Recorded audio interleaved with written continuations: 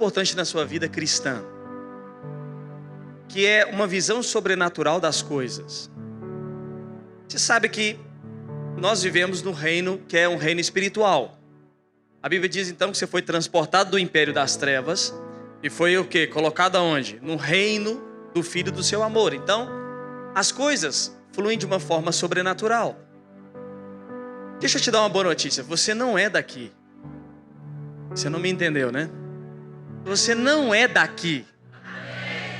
E se você achar que a sua vida é aqui, você vai ter muito problema em viver sua vida cristã. Há um tempo atrás eu contei um exemplo aqui. Eu vou contar de novo. Eu lembro que eu tinha um carro mais velho. Eu já contei esse exemplo aqui. Se você nunca ouviu, você vai ouvir ele. E esse carro vivia dando problema. Quem aqui nunca teve um carro velho que dá problema? Você riu que você sabe o que eu estou falando, né? Eu levei o meu carro, um carro de trabalho no mecânico esses dias, já apareceu outra coisa. O carro velho é o seguinte, você mexe numa coisa, aparece outra. Você conserta a coisa e parece outra coisa diferente. Até que ele venha, parece que é assim. Até o dia que Jesus decide levar o carro embora. E aí eu lembro que eu tinha um carro que... ele sempre estragava. E você sabe, irmãos, que nós temos uma tendência de ser naturais com as coisas. Então, com o raciocínio lógico, você vai levar no mecânico, vai esperar que o mecânico conserte, não tem problema nenhum nisso. Só que assim, tem coisas na sua vida que o problema não é natural. O problema é espiritual. Tem coisas que é o diabo resistindo você. E se você não entender isso, você vive lutando com armas naturais, aquilo que deveria lutar com armas espirituais. E você insiste, as coisas não se rompem, não avançam, não crescem. Por quê? Porque você está focando uma coisa natural, aquilo que é espiritual. E eu lembro que esse carro me deu muito problema, ao ponto de eu chegar e falar, meu Deus, eu não tenho nem mais dinheiro para gastar com esse carro. Um dia eu saí de casa para trabalhar. No caminho para o trabalho, o que aconteceu com o carro? Estragou e parou. Eu lembro que eu estava ali lá em cima no casal de Cambra. Irmãos, eu não sei se você já teve a decepção de ter um carro estragado. Olhar para o carro e falar, Deus, qual é o problema aqui? É eu, o mecânico ou o carro? E naquele dia, Deus falou algo comigo assim, o diabo está roubando você. Você sabe que quando você pensa assim, o diabo está me roubando, você fala, meu Deus, como assim o diabo está me roubando? E aí eu me lembrei de um exemplo do pastor Wilson, que ele estava numa situação, numa entrevista de emprego, ele orou e as coisas aconteceram bem. E naquele dia eu lembro que eu pus a mão no volante do carro e falei assim, diabo, tira a mão do meu carro agora. Em nome de Jesus esse carro vai funcionar. Irmãos, eu bati a chave e o carro funcionou. Na hora, instantaneamente. Por quê? Porque nem tudo na sua vida você resolve de forma natural. Tem coisa que é sobrenatural e você precisa orar para que as coisas aconteçam, cresçam, avancem. Eu vou te fazer uma pergunta, não precisa me responder. Tem alguma área da sua vida que você sente que não anda? Parece que as coisas estão travadas. Você já tentou de tudo. Você faz isso, dá errado, tenta aquilo, procura um lado, procura outro. E parece que as coisas não caminham. Só eu que já tive essa sensação. E você fala, meu Deus do céu, há umas semanas atrás eu até ministrei sobre isso, tomada de decisões. Mas tem coisas, ou muitas das coisas da nossa vida, não são naturais, são espirituais. E se você não discernir isso na sua vida, você vive lutando com armas naturais, aquilo que deveria ser uma luta sobrenatural, onde Deus resolve para você. Há muitos anos atrás eu vivi uma situação muito complicada. Eu lembro que eu cheguei para o pastor Felipe, isso deve ter uns 5, 6 anos. Falei, pastor, eu não sei como resolver. E o pastor Felipe, daquele jeitão dele, né? Sabe que você conversa com o pastor Felipe, vai estar filmando, depois ele vai ver. Você conversa com o pastor Felipe, ele fica te ouvindo, te ouve mais. Aí quando você cala, você fala, agora ele vai te dar uma palavra e fala, amém. Oh, meu Deus. Eu falo bastante. E aí uma vez eu falei com ele: pastor, eu estou passando uma situação assim, assado, eu não sei como resolver, não consigo resolver. E o pastor falou assim: se você não consegue resolver, peça a Deus para resolver para você. É porque por mais que isso deveria ser um hábito no nosso meio, a gente não faz. Por quê? Porque a gente sempre vai pelas vias naturais da resolução de problemas. Como é que eu posso fazer isso? Eu posso ligar para alguém e tal. Infelizmente, às vezes, Deus é o último a ser procurado por nós. Irmão, sim ou não? Não, porque os irmãos estão me olhando, me acusando assim: não, você não é espiritual desse jeito. Tem hora que Deus é a última opção da questão. E é um erro, mas nós caímos nisso às vezes. Aconteceu um problema, a gente vai tentar fazer isso, vai tentar encaixar ali, vai tentar resolver aqui. Eu lembro que o pastor me falou aquilo: se você não consegue, peça a Deus. Foi uma resposta tão simples, bem a cara do pastor Felipe, mas muito profunda.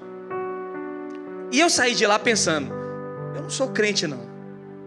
Porque eu vim aqui, abri meu coração, e o pastor vira e me fala uma coisa que todo mundo já sabe.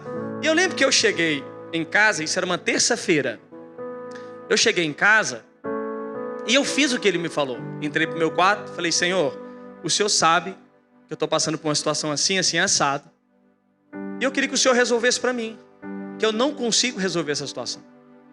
Irmãos, deu uma semana e o problema foi resolvido. Mas de uma forma sobrenatural.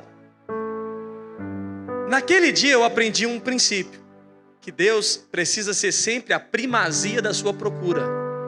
Eu sei que nós buscamos conselhos, aconselhamentos, direções, mas Deus precisa ser a primazia da sua procura. Se você não ter Deus como a primazia da sua procura, às vezes você vai procurar respostas, não vai encontrar, e às vezes a resposta estava só em buscar ao Senhor, perguntar para Ele e Ele resolver a sua situação. Às vezes você está aqui, se tem alguma situação da sua vida que está travada, não anda, não caminha, e o que eu estou falando para você hoje é: procure o Senhor, fale com Ele, e certamente o Senhor vai resolver isso para você. Parece ser simples, mas é algo que nós como crentes vamos nos acostumando a viver sem. Então, por quê? Porque a gente vive uma vida natural, tudo é natural. Mas deixa eu te falar uma coisa: você precisa ter uma visão sobrenatural das coisas. Vou te ensinar uma frase simples: a vida que você vive é a forma que você a enxerga. Então a vida que você vive é a vida que você enxerga. A sua visão é uma das coisas mais importantes da sua vida. Como você enxerga as coisas, como você vê as coisas. Porque a forma que você enxerga vai determinar a forma que você vai andar. Tem pessoas que andam por um caminho da murmuração, e tem pessoas que andam pelo caminho do louvor. Então tem pessoas que reclamam de tudo e colhem frutos disso, e tem pessoas que agradecem a Deus por tudo. Aleluia. Então, a sua visão determina muito sobre a sua vida. Como é que você enxerga? Eu lidero jovens há uns anos, e o que eu mais me preocupo com os jovens é a visão deles. O que vocês enxergam para a vida de vocês hoje e futura? Não só uma perspectiva do aqui e agora, mas um planejamento familiar, um planejamento financeiro. Eu até brinco, e falo, isso não é uma brincadeira, isso é um fato, e eu falo com as irmãs solteiras: se você percebeu que o irmão é preguiçoso, não gosta de trabalhar, corre que é laço. Se o irmão não gosta de trabalhar, irmã, observa isso. Vou te falar mais dica para as irmãs solteiras: se você vê que o irmão não ora, não busca a Deus, é inconstante nas atividades da igreja, corre que é laço. Você está rindo? Se você entendesse isso, nós íamos chorar juntos. Então, se o irmão não gosta de acordar cedo, não gosta de trabalhar, não tem responsabilidade, não consegue pagar um gelado para você e está querendo te cortejar, meu Deus, você deveria estar preocupado. Você chega lá para tomar um gelado, ele fala: cada um paga o seu. Estou te avisando, você não vai casar enganado. Então, se o irmão não tem perspectiva de futuro, não tem uma visão das coisas, não pensa em trabalhar, sabe, irmãos, eu vou te falar assim: eu tenho 2 filhas, E assim, até elas casarem, Jesus volta antes. Jesus vai voltar, irmãos, eu estou crendo. Mas se daqui uns 30 anos Jesus não voltar, os 30 anos tá bom. Eu sei que elas vão casar daqui uns 30 anos, 35. Mas quando fala assim, casa com 20, vou até parar de falar. Mas eu penso uma coisa, eu não espero que o futuro marido das minhas filhas tenham o que eu vou ter quando elas tiverem essa idade. Porque seria um julgo desigual eu comparar a minha vida de anos com a vida de um jovem. Mas o que eu espero é que o critério delas, além de ser um homem de Deus, que ama Jesus, ama sua obra, tem uma visão de futuro e de edificação. Então, eu fico imaginando, oh Deus, por que eu estou falando isso? Imaginando o irmão chegando à minha casa. E eu fiz um voto, entre aspas assim, o primeiro eu vou entregar como sacrifício. Então, quando chegar o primeiro, eu falo, você vai ser sacrificado hoje. Porque você vai ser a primazia do Senhor.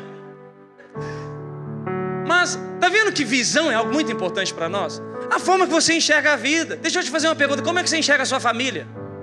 Como é que você enxerga seu trabalho? Qual é a perspectiva que você tem dos seus negócios? Como você enxerga a obra de Deus, o reino de Deus? A sua visão vai determinar a forma que você caminha, que você vive.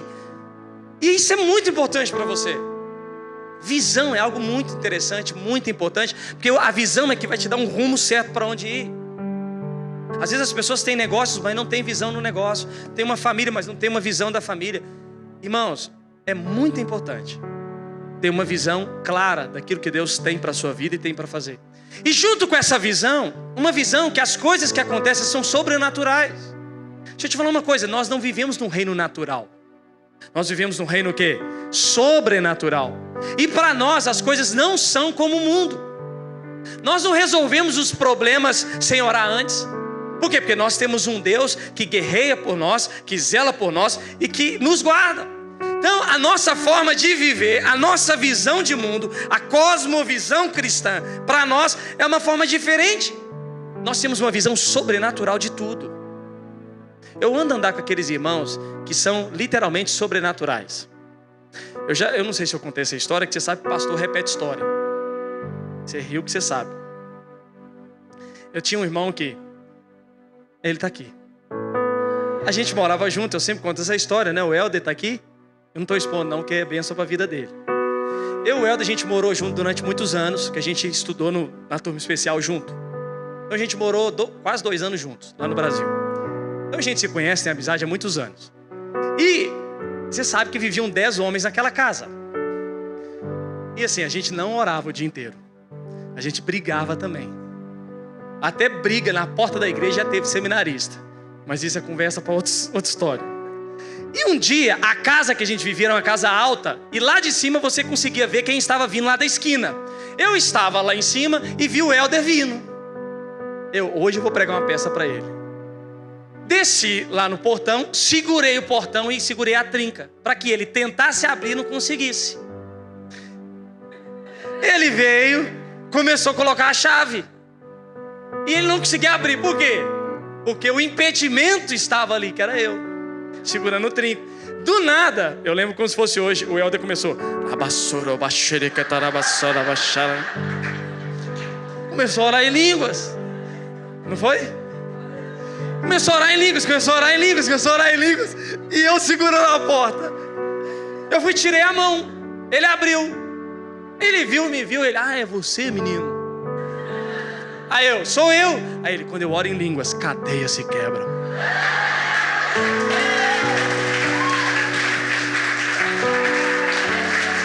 Meu Deus. Eu nunca mais esqueci isso, que eu não vou ser impedimento mais na vida de ninguém. Mas era algo interessante, porque realmente ele estava certo.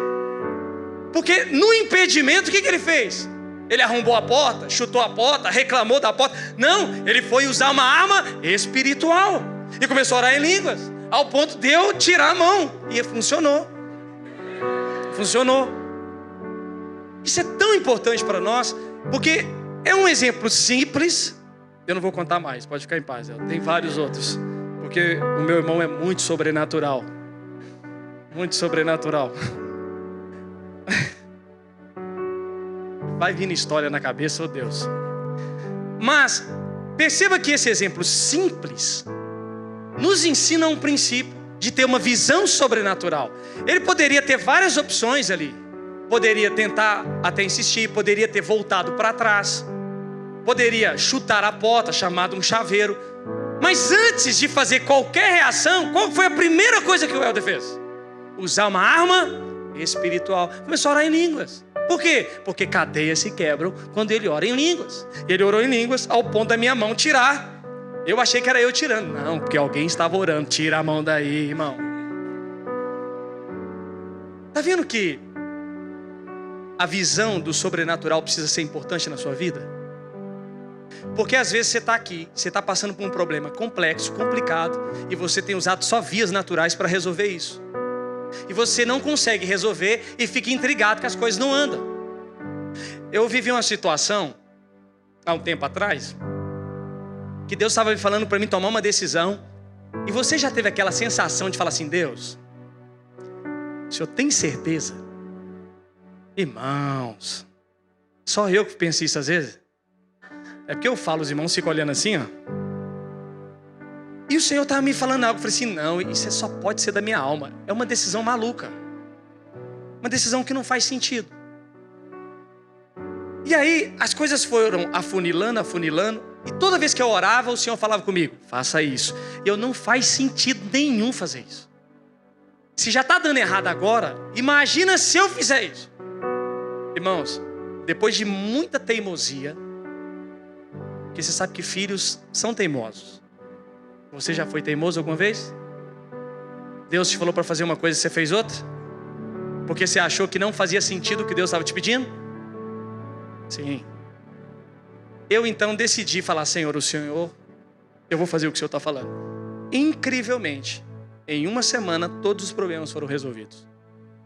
Por simplesmente enxergar as coisas de uma forma sobrenatural. A Bíblia fala que sem fé é impossível agradar a Deus. E a fé é uma ferramenta sobrenatural para a sua vida. Você sabe que nós fazemos parte de uma nova geração de cristãos. E o que eu mais admiro nos nossos anciãos, se eu posso dizer assim, que é os crentes mais velhos, se chama oração. O povo mais velho, a gente brinca no Brasil, as irmãs do coque, oram. E sempre oraram muito. Eu lembro que quando o Senhor me converteu, eu ia para o prédio da igreja todos os dias, às 7 da manhã, quando eu fazia seminário. Tinha umas irmãs que oravam de segunda a sexta-feira, todos os dias. Oravam pela igreja, oravam pelos pastores, oravam pelos líderes, oravam pela estrutura, oravam pelo país, oravam pela cidade, oravam por tudo. Por quê? Porque elas estavam tendo uma visão sobrenatural das coisas. E eu te falo, o fogo caía lá. Porque eu ficava lá em cima, enxergando no patamar de cima, e eu ficava vendo lá o mover de Deus. Carnal, né? Em vez de descer lá para orar, estava lá em cima vendo. Então, nós hoje vamos deixar um legado para os cristãos do futuro.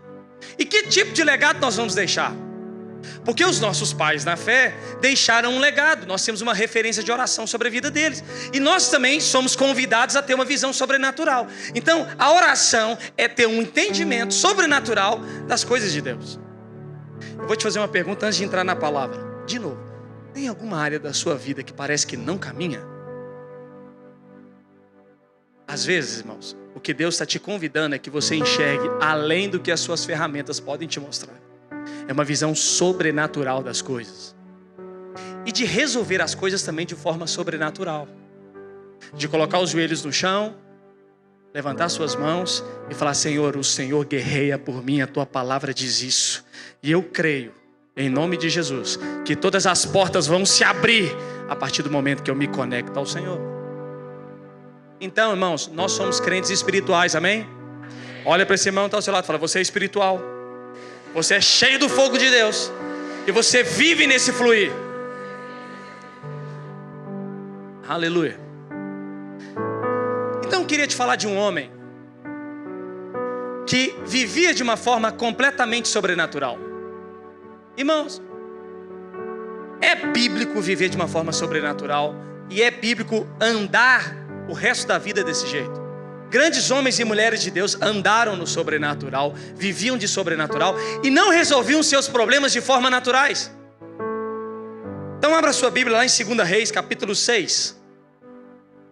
2 Reis, capítulo 6, a partir do versículo 8.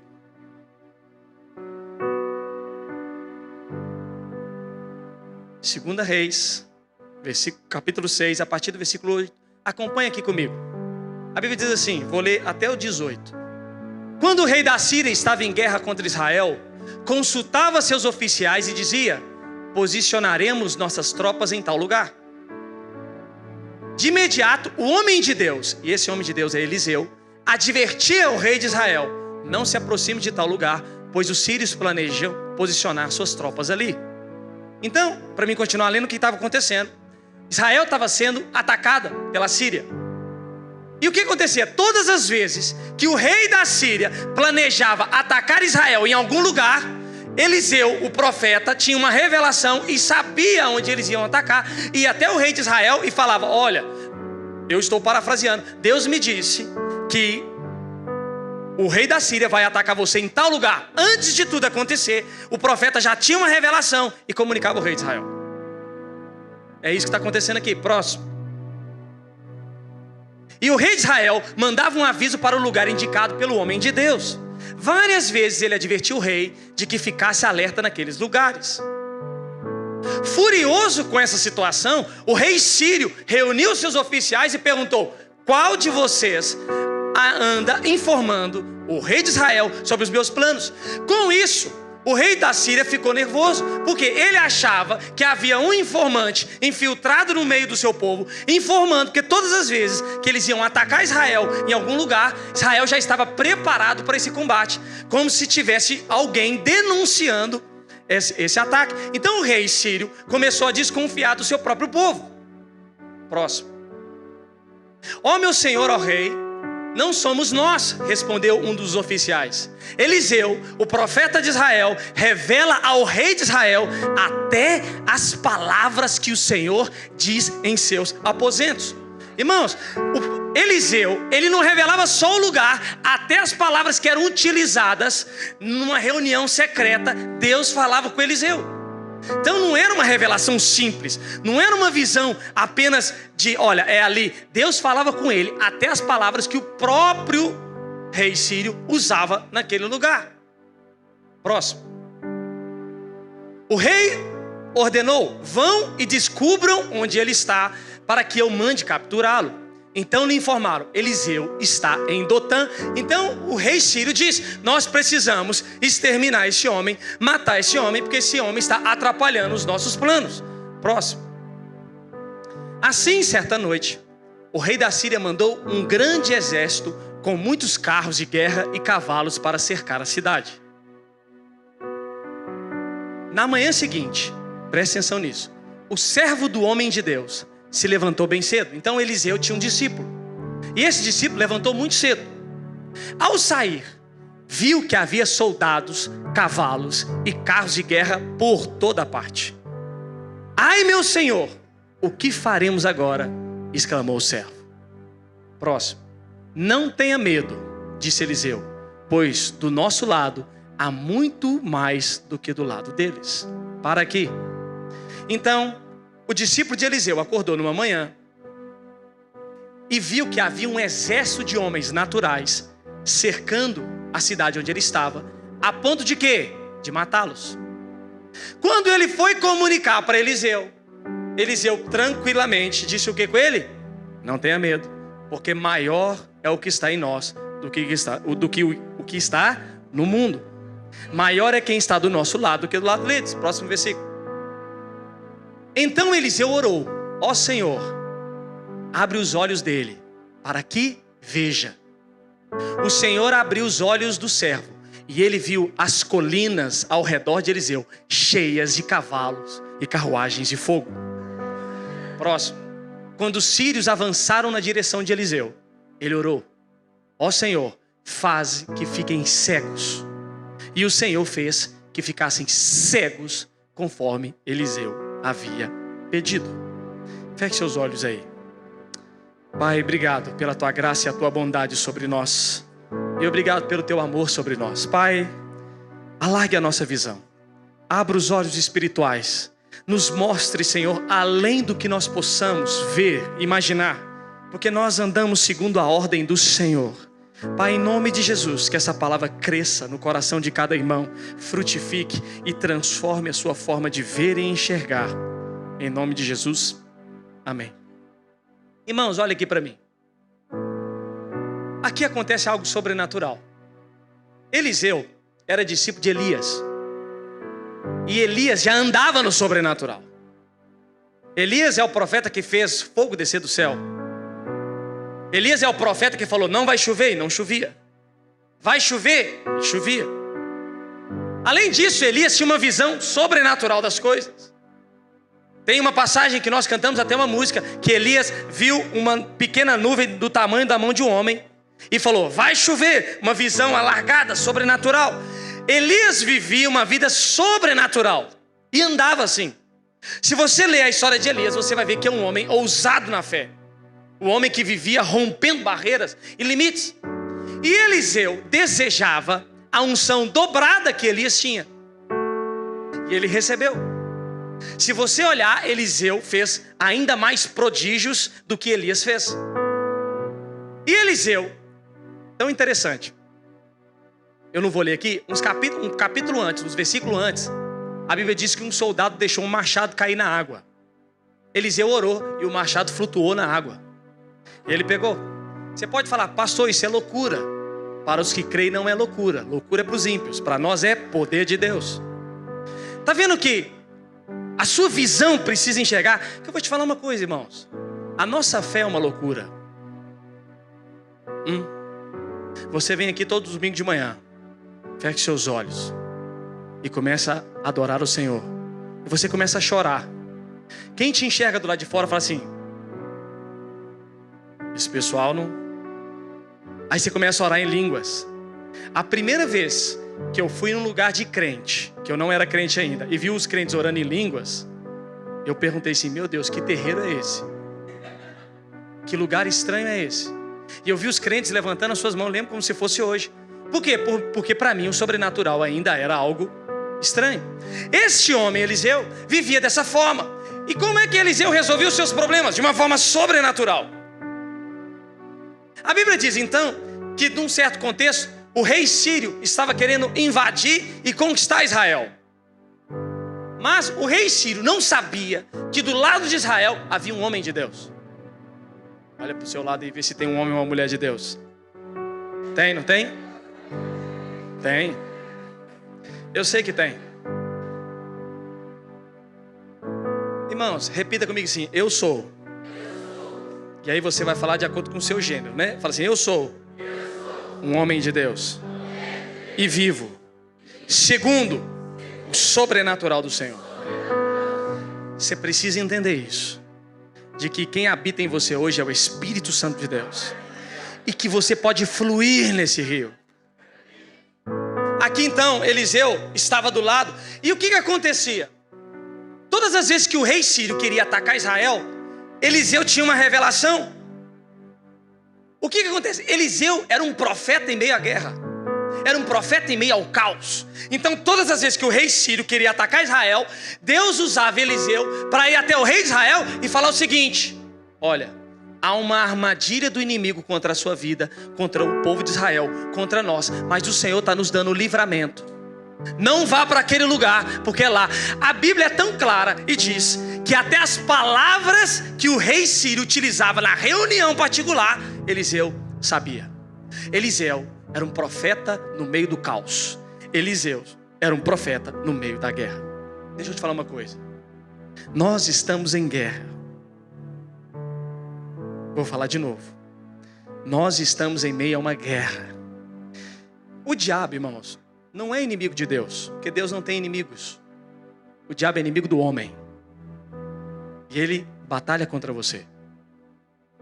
Tem muitas coisas que não flui na nossa vida, porque o diabo está resistindo isso.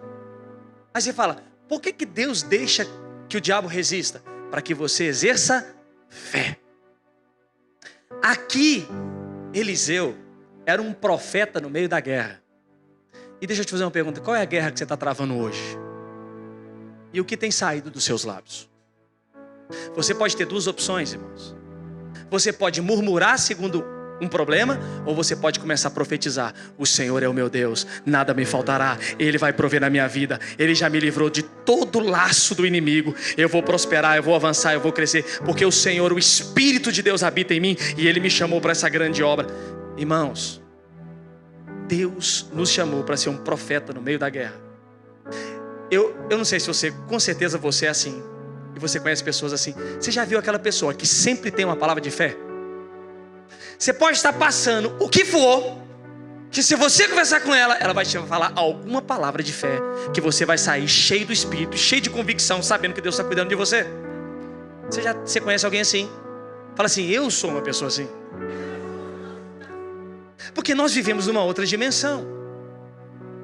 Irmãos, durante segunda e sexta-feira, eu estou trabalhando e eu tenho uma grande dificuldade na minha vida. Sabe qual que é a minha dificuldade? Conviver com quem reclama de tudo. Eu não sei se você tem essa dificuldade também, mas se você reclamar comigo, eu vou olhar para você e falar assim, irmão, logo de manhã. Por quê? Porque a reclamação, ela é um questionamento de Deus na sua vida.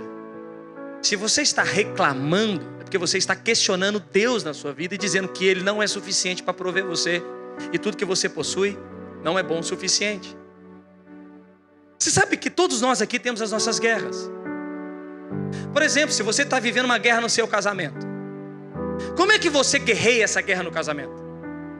Dizendo, meu marido não presta, minha esposa está endemoniada quase todo dia, os meus filhos são desobedientes, os meus filhos é isso, os meus filhos é aquilo. Está vendo que no meio da guerra você precisa definir qual tipo de profeta você é. Ou você é um profeta do caos, ou você é um profeta da graça e da bondade de Deus. Aqui, Israel estava em guerra, sendo invadido, problema. Um rei sírio, a Síria, um dos maiores reinos daquela época, estava querendo invadir Israel. Mas Israel tinha profeta. E eu queria te falar, tem profeta na sua casa. Você é o profeta da sua casa. Comece a declarar profecia sobre o seu casamento, sobre os seus negócios, sobre os seus filhos, sobre os seus pais. Profetiza, filho do homem. A Bíblia diz que todos nós podemos profetizar. O problema é que nós esquecemos que as nossas palavras têm poder. Irmãos, a Bíblia diz que até o que a gente falar será computado pelo Senhor. Então cuidado com as coisas que você fala. Cuidado com as coisas que você profetiza. Eu tenho 2 filhas e eu tenho que tomar muito cuidado do que eu falo sobre elas, porque tudo que eu digo sobre elas é como se fosse uma profecia sobre a vida delas. Se eu virar para ela e falar assim, essas meninas são desobedientes, essas meninas não me obedecem, elas vão crescer com isso na mentalidade, e a profecia do caos que eu estou gerando acontece. Elas vão continuar me desobedecendo. Agora eu também posso falar, essas meninas são uma bênção, essas meninas é cheia do Espírito Santo de Deus, essas meninas são consagradas ao Senhor, elas serão uma grandes mulheres de Deus e vão fluir em Deus, mesmo que a guerra esteja instaurada. É muito difícil. Por quê? Porque se você tiver uma visão natural da sua vida, você vai achar que a guerra é uma guerra natural. Não é. E é engraçado que o diabo sempre trabalha com a sua boca. Porque o diabo quer tirar dos seus lábios não uma profecia da graça, mas uma profecia do caos. Uma vez, presta atenção nisso, Pedro estava do lado de Jesus, andando com Jesus, e Pedro usou a sua boca, falando assim, Jesus, não vai para a cruz não, parece legal, mas sabe o que Jesus respondeu para ele? Afasta-te, Satanás. Não era ele que era endemoniado, a boca dele estava professando palavras do diabo. Aqui Eliseu era um profeta de Deus, e ele não estava profetizando sobre a guerra, ele estava profetizando sobre o livramento. Irmãos, eu queria te dar uma palavra para você que tem uma empresa, e você está com receios de começar essa empresa. Olha, Você sabe que um dos maiores medos, e eu digo medos entre aspas, de um empreendedor chama imposto. Ai meu Deus, tem imposto aqui, tem imposto ali. Vou te contar um testemunho pessoal, tá? Isso é para mim. Eu pago todos os impostos que eu tenho que pagar. Por quê? Porque eu dou a César o que é de César e dou a Deus o que é de Deus. Se você tiver medo do imposto, você está com medo da guerra que pode ser travada na sua vida. E aí você está achando que quem prospera a sua vida é você. Mas se você entender que é Deus que prospera você não tem medo de imposto, porque você dá a César o que é de César e dá a Deus o que é de Deus. Eu quero te dar uma palavra, irmãos, sobre empresa para você. Você pode estar fazendo, pastor, eu não sei quem empreende aqui, que você sabe que aqui tem muito imposto para pagar. Sim ou não? Esses dias para trás eu fui no contabilista, meu Deus, aleluia Deus. Mas eu posso ser dois tipos de profeta na minha empresa. Ou eu posso viver reclamando do dinheiro que vai para o Estado, ou eu posso falar, Deus vai me dar mais trabalho, mais emprego, e eu vou crescer, vou prosperar, e vou pagar todos os impostos, vou avançar nisso, e o Senhor vai avançar, vai crescer, e começar a profetizar livramento, graça e bondade de Deus. E às vezes você está aqui e fala assim, pastor, como é que eu vou abrir empresa? Tem isso, tem aquilo. Irmão, se Deus está falando para você abrir o seu negócio, o que você está esperando? Viva no sobrenatural, enxergue o que Deus está te falando. Sabia que nesse caso Eliseu estava assumindo um risco? Qual era o risco? Poderia morrer, porque ele estava sendo como um informante do rei. Mas Eliseu não vivia segundo a ordem do mundo, vivia a ordem de Deus. E ele era um profeta no meio da guerra. Irmãos, nós precisamos ser profetas em meio à guerra. Nós precisamos de homens e mulheres que profetizam sobre a nação portuguesa e declaram que a Portugal é do Senhor Jesus. Portugal é cheio do Espírito Santo de Deus. Mais portugueses e todas as pessoas que vivem aqui vão conhecer o Senhor Jesus. Nós precisamos de mais profetas entre nós. Quantos profetas há no nosso meio? Oh, meu irmão, nós precisamos de mais profetas no nosso meio. Às vezes eu ando com algumas pessoas, as pessoas começam a reclamar desse país, começam a reclamar disso, começam a reclamar daquilo. Eu falo, irmão, pelo amor de Deus, não fala isso, porque a sua boca tem grande poder. Comece a profetizar graça sobre esse país, que um grande mover vai inundar esse país. Ah, pastor, que aqui não se paga bem, mas nós, quem nos paga é o Senhor, não é o seu patrão. Não, mas é Ele que põe lá na conta. Sim, mas quem nos prospera é a graça e a bondade de Deus. A Bíblia diz que Isaac prosperou num tempo de seca e pobreza. Você não precisa estar no lugar para prosperar. Você precisa estar ouvindo Deus para prosperar. Às vezes você está aqui e fala, é isso e aquilo. Às vezes você está olhando para o seu casamento, fala, eu não aguento mais meu casamento, eu não aguento mais minha esposa, eu não aguento mais meus filhos. Eu estou vivendo um caos, eu não aguento mais meu negócio, eu não aguento mais esse país, eu não aguento mais nada. Que tipo de profeta nós somos, irmãos? Profeta do caos ou profeta da graça de Deus? É muito importante o que eu estou te ensinando aqui. Estou te ensinando de uma visão sobrenatural das coisas. Esses dias para trás, eu estava no trânsito. E eu nunca vi gente que profetiza coisa ruim no trânsito. Meu Deus do céu, toda hora alguém está profetizando algo sobre a sua vida, mas não é bênção. Aí, esses dias para trás, uma pessoa me deu uma fechada. Eu olhei para ela e disse, abençoado, Deus vai te encontrar, aleluia. Por quê? Porque eu preciso ensinar a minha vida a profetizar as coisas que Deus quer fazer sobre a vida desse povo. Hoje, a única coisa que eu queria te ensinar é que em meio à guerra, você pode escolher que tipo de profeta você pode ser. Às vezes, a sua guerra não é de dinheiro. A sua guerra é pessoal. Você tem uma estima baixa. Você se enxerga sempre menor que as pessoas. Você fala, pastor, eu não consigo me adequar. Eu sempre acho que eu sou menor do que os outros. Eu sempre me acho que eu estou por baixo. Deixa eu te falar uma coisa. Comece a profetizar quem você é em Deus. Comece a dizer todos os dias assim, eu sou cheio do Espírito Santo de Deus. Eu sou um homem, uma mulher de Deus. Eu tenho uma visão dos céus. Deus me ungiu, me chamou para essa boa obra. Eu vou prosperar, eu vou avançar, eu vou crescer. Porque maior é aquele que está aqui habitando em mim. Está vendo que nós somos carentes dessas profecias da graça? Porque o tempo todo ao nosso redor o mundo está profetizando o caos. Já viu quando você chega num ambiente, está todo mundo reclamando de tudo? Você sabe que o ingrato sempre arruma um companheiro. Mas geralmente, aquele que é grato sempre vive sozinho. Porque porque você sempre vai achar um companheiro para reclamar com você. Se você virar, se você chegar em qualquer lugar, vamos supor que você chegou num café, você fala assim, eu não gostei do café daqui não. Alguém vai se levantar realmente. Tá muito caro esse café aqui. Agora, se todo mundo estiver falando mal do café, você fala, não, eu amo o café desse lugar. As pessoas vão olhar para você e falar assim, não dá para misturar com ele. Porque ele não faz parte da massa de manobra desse ponto. Perceba aqui que o que eu quero te ensinar é muito simples. O poder está nos seus lábios. E o poder é a palavra de Deus. Eu vou te perguntar, o que Deus diz sobre a situação que você está vivendo hoje? Não o que você acha. O que Deus diz sobre a sua família? O que Deus diz sobre a sua esposa? Sobre o seu marido? O que Deus diz sobre os seus filhos? O que Deus diz sobre os seus negócios? A Bíblia diz em Jeremias que Deus tem bons pensamentos ao nosso respeito. Pensamentos de paz e não de maus. Para que a gente tenha esse fim. Um fim que desejais. Eliseu era um profeta no meio do caos. Mas sabe algo interessante? Que quando você começa a profetizar, situações se levantam contra você. Sabe o que aconteceu aqui?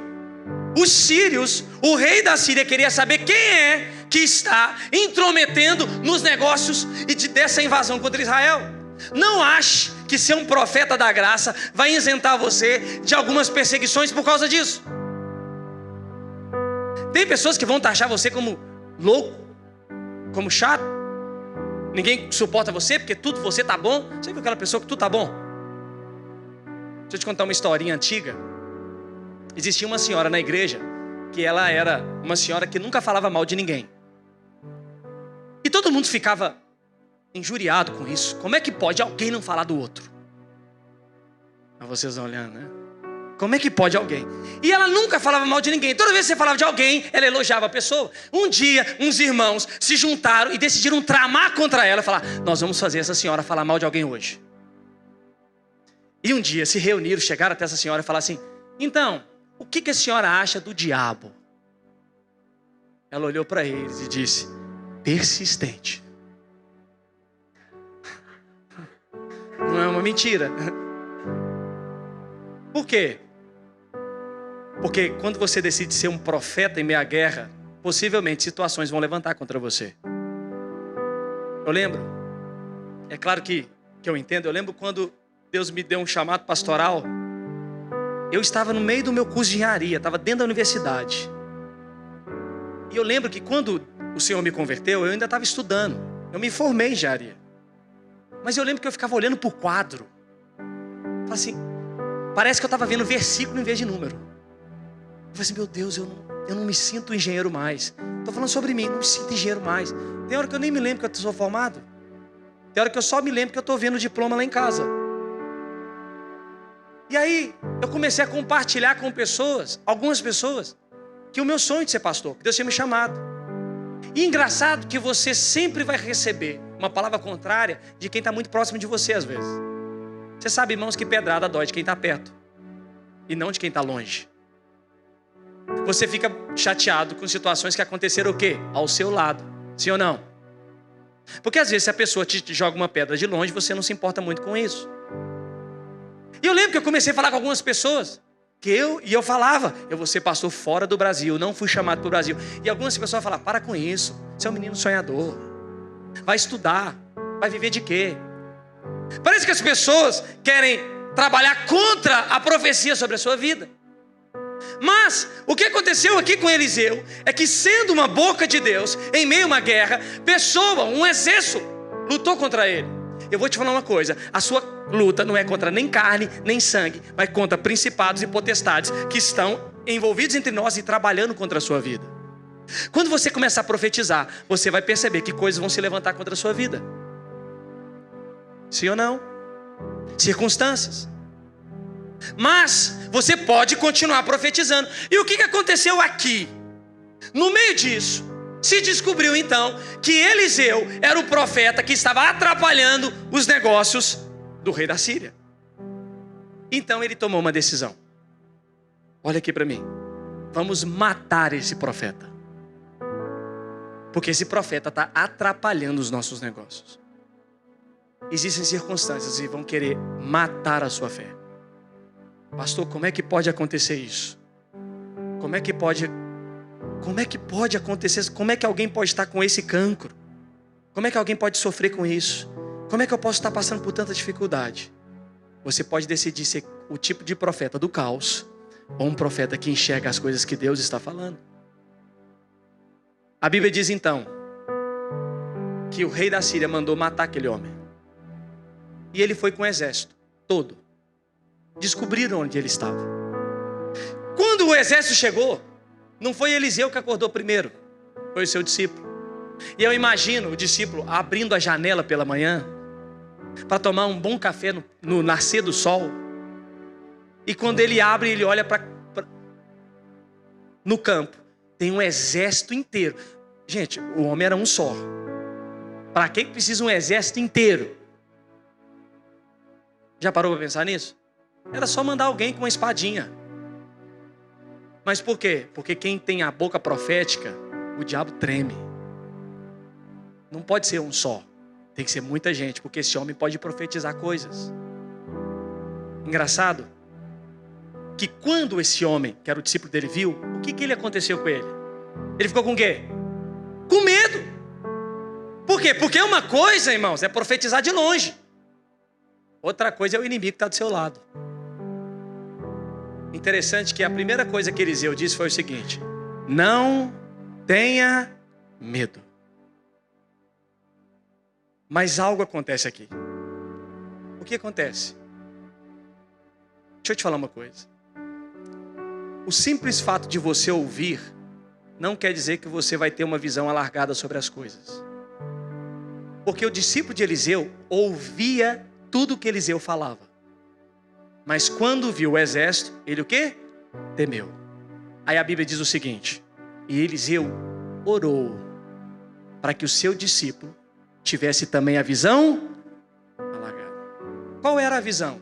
O que Eliseu falou para ele? Olha, você está vendo esse exército aqui? Atrás existem carruagens de fogo. Um exército muito maior e sobrenatural que luta por nós. O que aconteceu com Eliseu? Eliseu teve uma visão sobrenatural das circunstâncias que ele estava vivendo.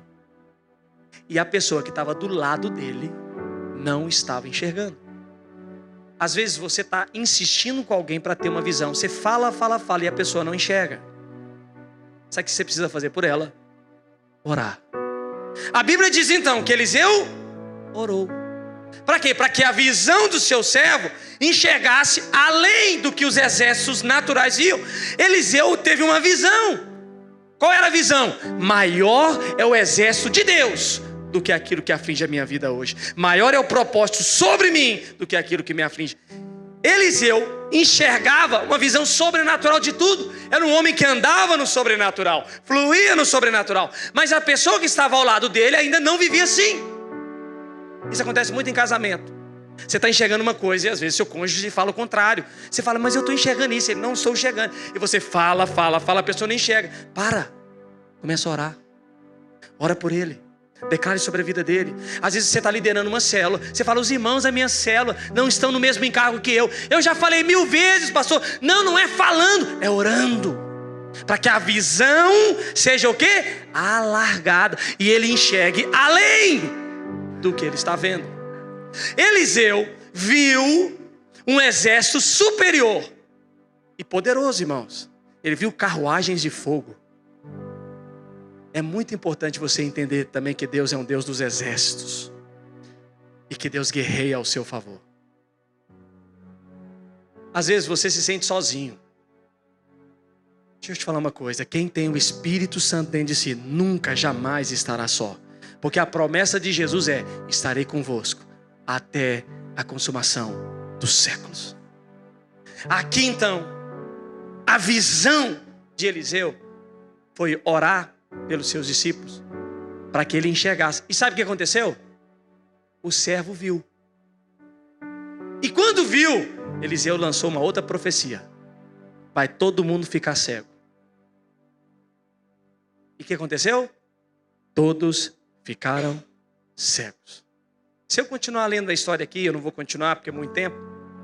Eliseu levou todo mundo lá para o rei de Israel.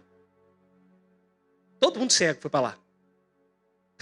E o rei de Israel falou: vamos matar todo mundo agora, aproveita a oportunidade. Ele: não. Mas depois vocês continuam lendo a história. A única coisa que eu queria te ensinar hoje é que tipo de profeta você quer ser. Você tem o poder da palavra de Deus nos seus lábios. Você pode e tem autoridade em Cristo de profetizar coisas sobre circunstâncias na sua vida. O problema é que às vezes a gente decide ser um profeta do caos. Tudo está ruim, nada é bom. Eu estou vivendo uma guerra, estou vivendo um problema assim. Nós não andamos segundo a ordem do mundo, irmãos. A nossa guerra não é contra pessoas, a nossa guerra é contra principado e potestade. Mas deixa eu te falar uma coisa: você precisa se encher da visão de Deus, e Deus está te chamando para profetizar hoje. Então hoje nós vamos orar e eu quero que você profetize. Profetize sobre o seu casamento, profetize sobre os seus negócios, profetize sobre os seus filhos, profetize sobre esse país. Profetiza, filho do homem, porque ao profetizar, o vale de ossos secos vão se juntando, se juntando, se juntando, e vai gerar vida. Se você começar a profetizar, você vai enxergar além de um exército estar contra você, e vai ver que Deus é por você. A Bíblia diz o seguinte: se Deus é por nós, quem será contra nós? Deixa eu te perguntar isso: se Deus é ao nosso favor, quem será contra nós? Ninguém. Tem crente que tem medo do diabo. Você não tem medo do diabo não, né, irmãos? Você tem medo do diabo porque você não sabe o espírito que habita aí dentro. Que quando você chega, o diabo treme. Por quê? Porque não é você, é o Espírito de Deus que habita em você. E tem circunstâncias na nossa vida que não são vias naturais que resolvem, são profecias bíblicas. Irmãos, uma das coisas mais poderosas é declarar a palavra de Deus sobre a sua vida. De você falar todos os dias: o Senhor, Ele é o meu pastor, de nada eu tenho falta, mesmo quando o frigorífico está vazio. É você dizer: meu frigorífico está cheio em nome de Jesus. Pastor, eu não vejo isso. Você não anda segundo a ótica de uma visão natural, você enxerga a visão sobrenatural das coisas. Irmãos, nós precisamos andar mais numa forma sobrenatural da vida. Se nós andarmos por vias naturais, nós vamos sofrer. Por que nós vamos sofrer? Porque essa vida é uma vida sobrenatural. Eu lembro que eu tinha um amigo, e ainda tenho, que a gente andava na rua. A gente era mais novo. E a gente andava assim, andava assim o tempo inteiro. Por quê? Porque a gente tinha o nosso jeitão, né? E tal. Irmãos, quantas experiências sobrenaturais nós tivemos. Visão, mover de Deus, poder. Quantas pessoas foram curadas quando nós orávamos? Por quê? Porque a gente enxergava a cura. A pessoa chegava, eu lembro uma vez tinha uma mulher que tinha 2 caroços nas costas. E a gente era novinho. E o interessante é que quando você é novo na fé, você está livre de religiosidades, estruturas, pensamentos. Você é livre. E a gente colocou a mão, aquele caroço entrou para dentro dela e sumiu. Ela tinha 2 caroços. E a gente era e agora. Eu lembro uma vez, irmãos, isso é tão poderoso, que eu era seminarista de tempo, turma especial ainda. E aí o meu anfitrião da minha célula me ligou. Já contei essa história aqui, se eu não me engano. Falando assim: olha, vem aqui, Raine, pelo amor de Deus, que tem uma menina endemoniada aqui em casa. Eu, ixi, endemoniada? E ela lá no fundo: eu já vou para aí. Liguei para um outro seminarista. Falei: eu preciso de reforço. Tem uma menina endemoniada lá na minha célula. Isso era de tarde. A gente pegou o autocarro, foi para lá, chegamos lá. A gente chegou lá, foi tão engraçado. Todo mundo com medo da menina endemoniada. E aí chegou nós. 21, 22 anos. O que a gente tinha de Bíblia, teologia? Nada. Mas a gente tinha fé, irmãos. A gente sabia quem nós éramos, porque a gente vivia no sobrenatural. E aí a gente chegou lá, a menina estava lá no quarto, ele está lá no quarto, ninguém quis entrar. Entra eu e João, o nome dele é João. Hoje ele é pastor no sul do Brasil. E nós entramos para o quarto, a menina estava sentada na cama assim. Aí eu, misericórdia. E aí, irmãos, é muito engraçado quando a gente não tem umas estruturas na cabeça. Porque a gente é livre e a gente realmente crê que Deus vai fazer algo. E foi tão engraçado que a gente olhou aquilo e na hora que e ela tá assim, ela levantou a cabeça e falou assim: estou vendo o meu vô passando aqui no quarto. Eu, misericórdia, Deus tá passando o seu vô. E nós começamos a orar e a menina e caiu lá na cama e nós metemos a mão na cabeça dela. Sai em nome de Jesus. E depois de muito tempo saiu. E você já viu como que você sai depois de expulsar um demônio, né? É claro, irmãos, sou cheio de Deus. Uma visão. Eu imagino Eliseu, olha aí, ó.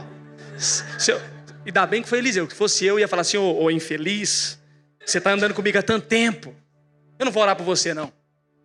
Mas não. Aí nós estávamos saindo. Na hora que a gente estava saindo, irmãos, é muito interessante. A gente saindo, o João parou. Que o João, tomara que ele vai ver isso depois, amém? Eu vou mandar para ele. O João, ele tinha um jeito de oração. Quando ele orava, ele ficava socando as coisas. Ele socava o chão, socava a parede. Ele, Deus! E eu não orava junto com ele, porque ele era agressivo na oração. Eu deixo ele, Deus, ficar gritando.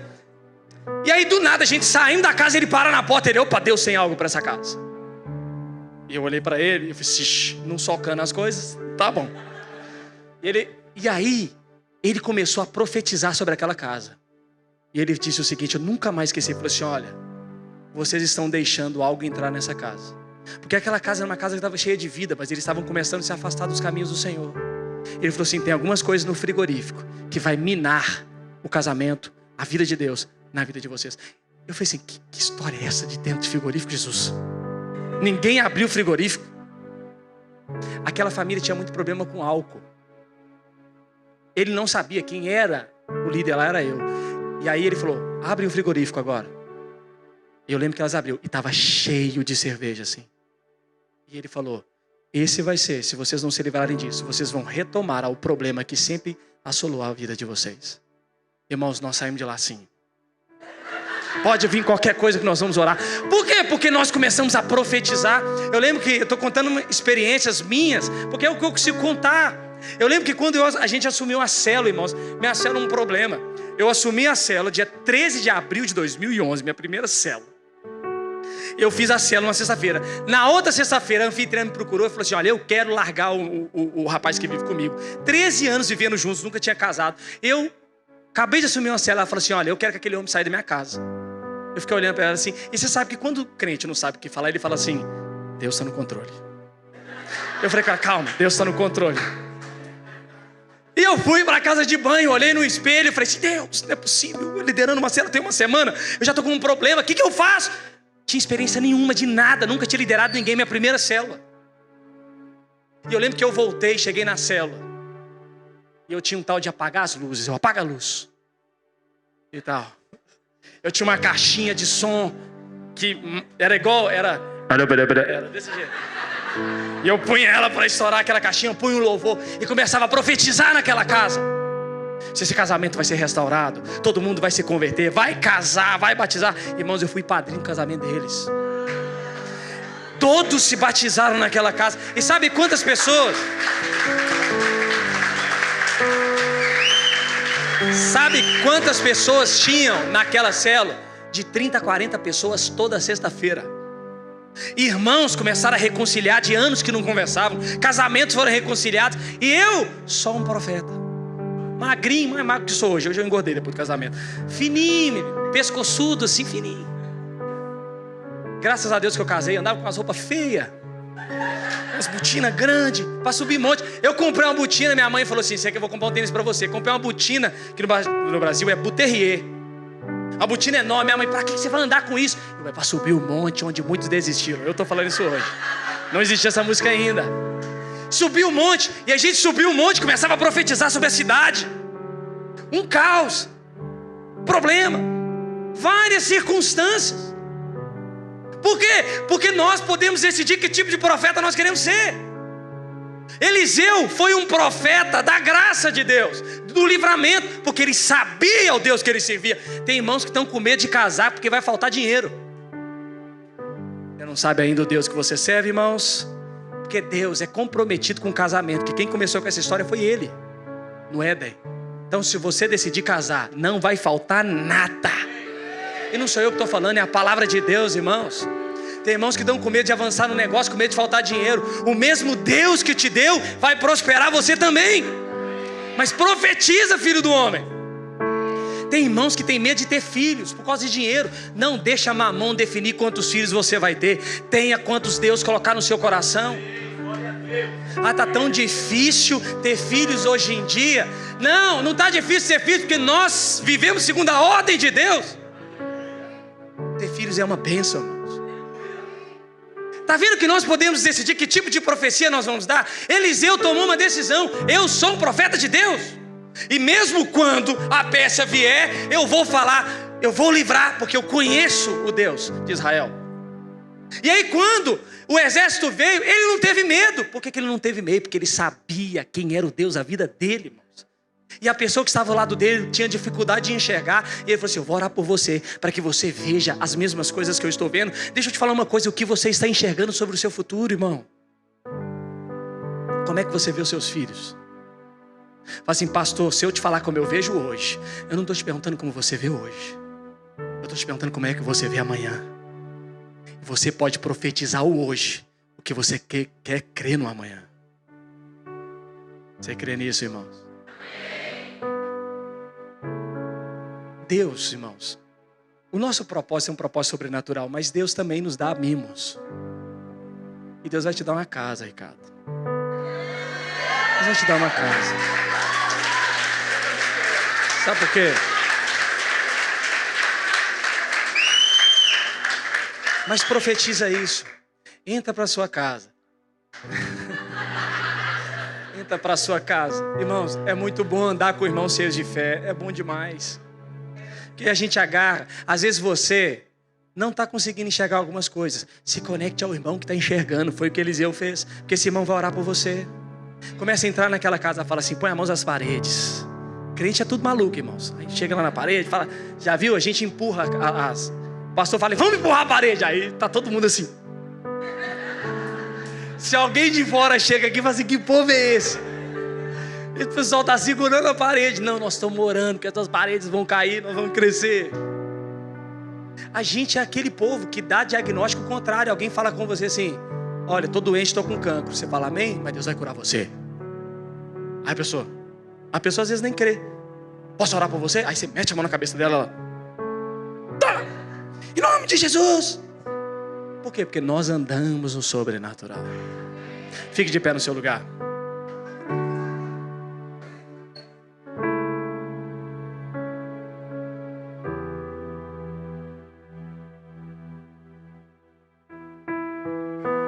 Agora, irmãos, para a gente encerrar o nosso culto, você vai começar a profetizar no seu lugar. Às vezes é uma porta de emprego que você tanto precisa. Às vezes é a restauração do seu casamento. Não sei o que é.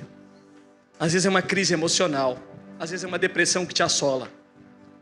Às vezes é a ansiedade que toma conta do seu coração. Às vezes é um negócio na justiça que não destrava.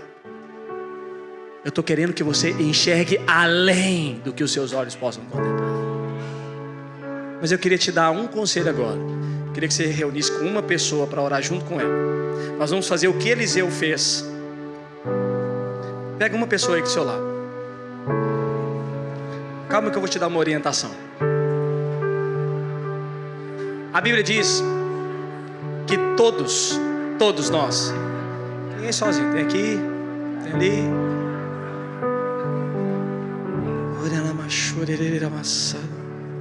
Olha aqui para mim. Presta atenção em mim. Oh Deus.